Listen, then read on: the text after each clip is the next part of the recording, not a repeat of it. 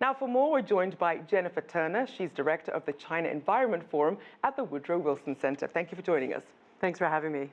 Now, Chinese Premier Li Keqiang declared this war on pollution back in 2014. And as we heard from these key political meetings, more initiatives are underway. So what would you say still remain China's key environmental challenges? Well, the air issue is still in your face. I was in Beijing last week. I wore a mask for the first time. So it is getting better, as your colleague in Beijing said. But as coal has been dropping, car emissions have continued to grow. I mean, they do have some new, just this year, there's going to be some new standards for cars, level 5, and you have about 11 provinces trying it out, but that won't really come online until next year. So air is really bad. Water quality, even though they have a water pollution action plan and the Ministry of Environmental Protection appears to have more teeth, right? Bigger fines, companies have to report their water emissions, it's still looking pretty bad.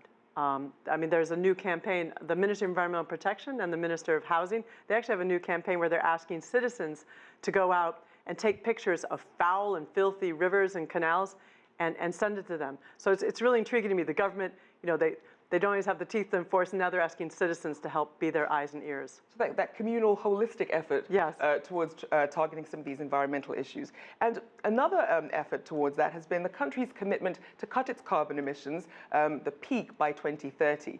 Now, what sort of progress do you think has been made so far towards that?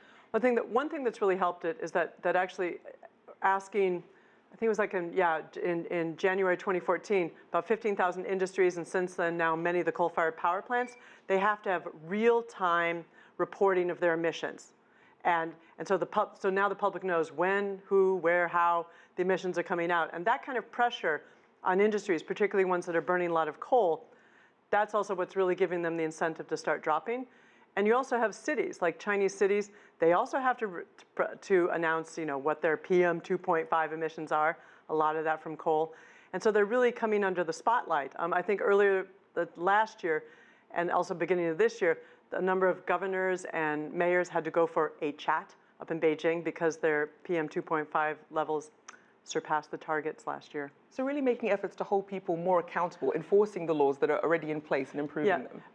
So in some ways, I think the transparency that we're seeing in information is probably one of the biggest bright lights. Not always not always as transparent as we would like, but it's a bright light. Now, as we mentioned in the report earlier, we also have this Clean Soil Initiative, and part of that is improving food safety, making sure that crops don't get contaminated. Yeah. What's the real significance of this law? What does that mean for everyday Chinese residents? Well, I mean, we've talked about air and water. They've got action plans. They've got regulation. There's court cases taking these. Soil is like a blank slate. There aren't regulations. They've been trying 10 different drafts for the soil pollution law, and now they're saying 2 more drafts this year, and then next year it will be on the docket. And just not knowing really what's out there. There was a survey that I mentioned, information transparency. The survey from about 6 years ago, suppressed. Because they believe, the studies have shown that maybe 20% of China's soil has cadmium, heavy metals in it. And so there's some serious health concerns, but we don't really know when the government's going to act. So I know this has been a long-awaited process. And in terms of other initiatives and some of the obstacles to really getting some of these clean, green initiatives underway, what are some of the obstacles that they face? Well, I think that let's talk about soil real quick, since that one often gets overlooked. I think besides not having the regulations and legislation, I haven't really seen that a lot of international engagement on soil. I mean, the World Bank has a couple new initiatives where they're trying to look at, how can they monitor, how can they measure, some US EPA, but I think that's been kind of a shortfall, and I think part of that comes from the fact that the Chinese haven't been as open for it. Now, as you mentioned, this is something that's overlooked globally, not just within China. Just in China. So what do you think would really bring it to the forefront and make it a priority for everyone to really take a look at? Well, I think that the soil pollution. Yes. I mean, the soil pollution, I think it's come up to the attention because you are seeing that, citizens are concerned about food safety. I mean, they did pass a food safety law last year.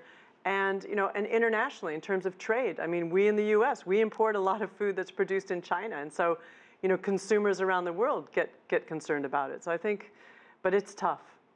I mean, from not only is it just difficult to find the sources. A lot of the pollution has been there for decades. I mean, in the U.S., we wrestle with cleaning up our soil.